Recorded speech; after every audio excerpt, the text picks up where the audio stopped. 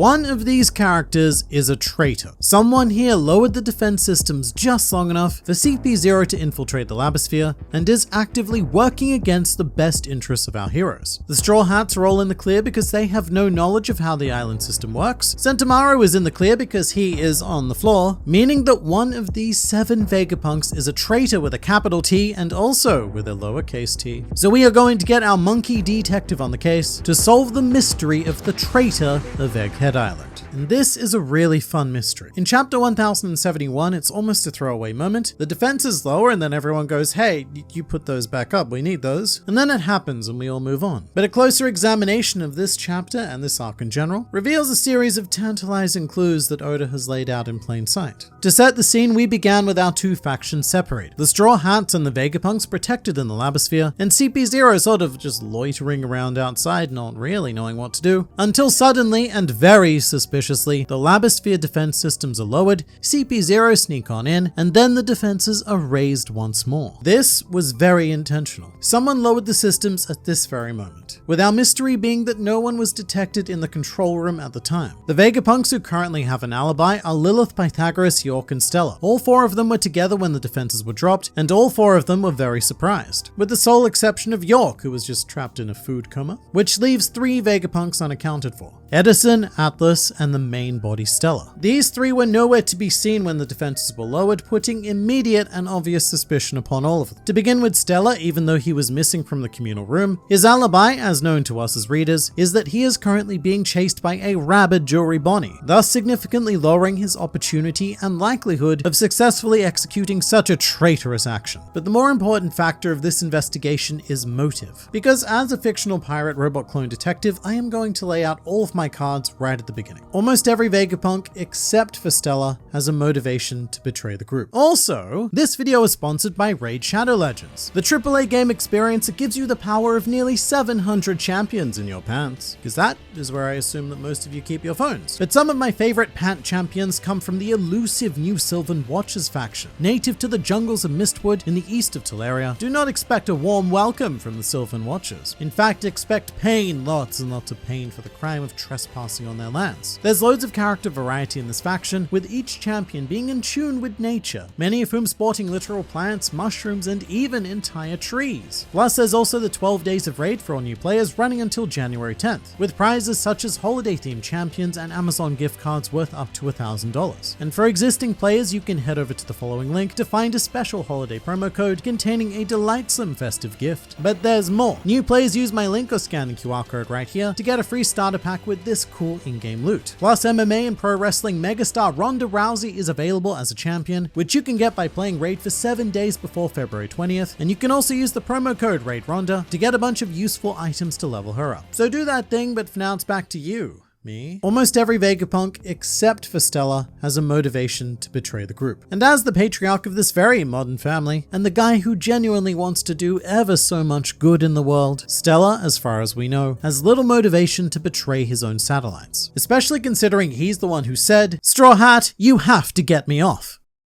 the island. Get me off the island." But with no motivation, no opportunity, and quite literally no brain, and it's not attached to his head anymore, we are going to eliminate Stella as a suspect in this outrageously betrayalsome crime. Good start, but this is where things start to get quite difficult. Because you may be asking the question of why would a Vegapunk be working with a CP0 given that their mission is to kill, murder all of them? And the answer is that they're not. Rob Lucci was just as surprised as anyone when the defenses shut down. In fact, he thought it was ever so convenient that it was almost certainly a trap, meaning that our traitor is working independently of CP0. They have their own agenda. And to examine that, we now move on to suspect number 2, Atlas, another Vegapunk that was missing from the communal room. In fact, Atlas is the only Vegapunk that doesn't appear for the entire chapter. Theoretically, she was damaged to the point of prone by Rob Lucci, but this is where motive comes in. Atlas's motive to drop the defenses is to punch things. Remembering that Atlas is the aspect of wrath, her job quite literally is quote quote, violence. She's also very susceptible to anger and impulsive decisions, as demonstrated by how swiftly she hopped into combat with a leopard, despite being warned to not do that. The theory here is that Atlas recovers somewhat, goes to the control room, then invites CP0 in so that she can take vengeance. It's a simple motive, but,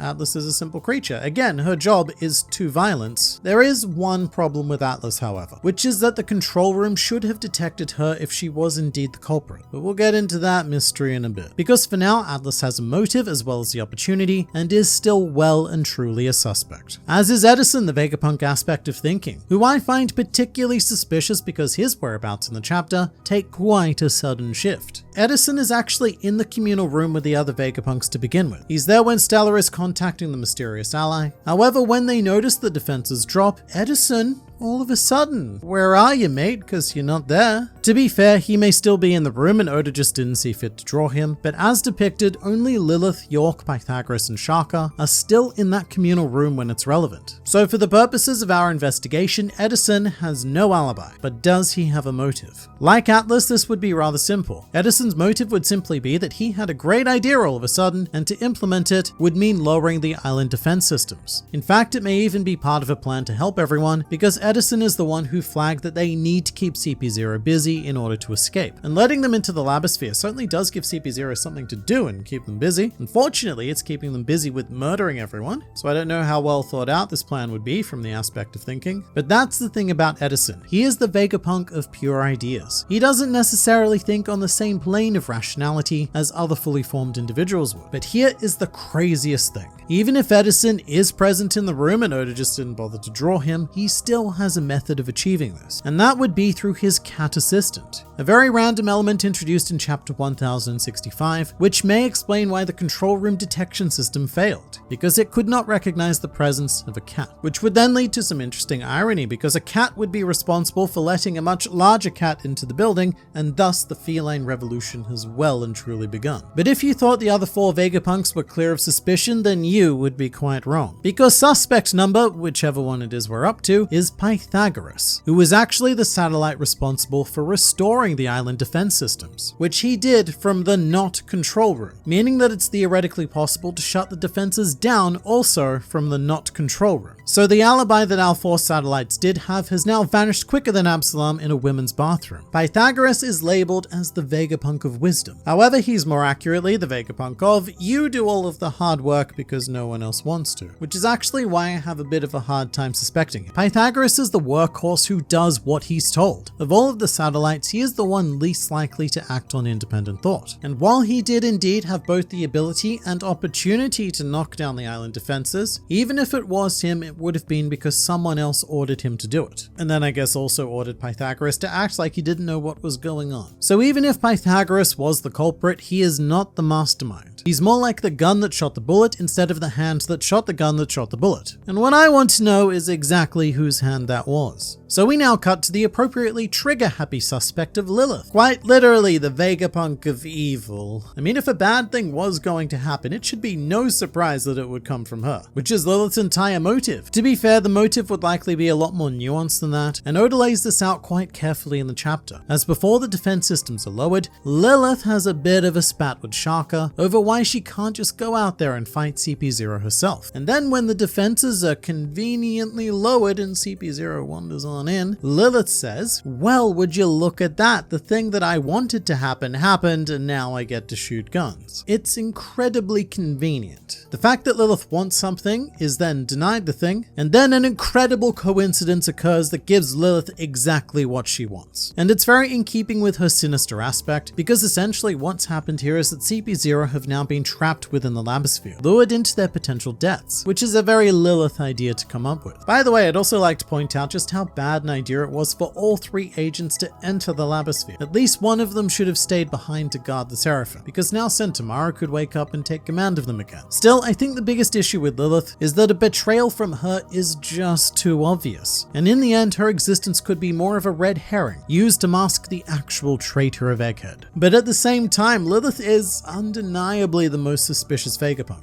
Also, it's flagged in the chapter that Sanji is very excited about Lilith's future presence aboard the Thousand Sunny, or more accurately, our cook's little sous chef is the excited one, and Sanji does have something of a history of falling in love with femme fatales who start out working for the enemy. Sanji is like the opposite of that stereotype that women go for bad boys, because Sanji is the kind of man who always seems to end up with the bad girls. And somehow Sanji's always surprised when the femme fatale recipe begins with the woman in question cracking his 2 eggs. I just find it crazy, because why not go for York? Because at least she's a woman that Sanji actually has the ability to satisfy. Speaking of, we've spoken very little about York, and that's because there's very little to say. York is probably the most obviously innocent satellite. She was smack bang in the middle of the other 3, nowhere near a control console of any kind, and in fact nowhere near consciousness of any kind, because again, she was locked in a food coma. Also, York's only possible motivation would be that someone promised her food in exchange for doing this, in which case I would invoke the Pythagoras argument that York cannot be the actual mastermind behind this mystery. And there's also the question of whether or not York is actually capable of sciencing, because right now her purpose is, for want of a better term, more akin to the communal toilet. However, what I will say is that York having done this would be the biggest twist possible, although it would require a pretty damn solid explanation from one Eiichiro Oda, which leaves us with our final and by far most interesting suspect, the aspect of very vaguely defined good, and someone who I think very possibly performed this crime. Shaka's motive is that he is clever, too clever. Earlier on in the arc, he spoke to Dragon and predicted his own death, meaning that Shaka is capable of a purely logical form of future sight. And while this action may not make sense to us right now, Shaka could very well be Doctor Stranging this, having run several mental simulations and deciding that letting CP0 into the Labosphere will actually result in the most favorable outcome. To be clear, this would mean that this betrayal would have been committed for the greater good, because that's what Shaka is. He's good. Or is he? Another reason why Shaka is automatically suspicious is due to the mask. In stories, people only wear masks when they have something to hide, and a very cynical person could even see this as a method of framing Lilith. I mean, the good aspect doing a bad thing? No, that's only the evil would do the bad. But I'm more of the opinion that Shaka is hiding something else. Perhaps even the fact that he is actually the real Vegapunk. Something that really surprised me about Stella is just how good of a guy he is. He seems to be filled with nothing but endless wacky optimism, very counter to his past self, which is presented in a more careful and contemplative manner. In fact, Vegapunk's past self acts like Shaka, and Vegapunk's future self acts like how Shaka should be if he was simply the aspect of good. And not only that, but it's also Shaka that we see speaking to Dragon instead of Stella. In fact, during this time, I believe that Stella is busy, checks notes,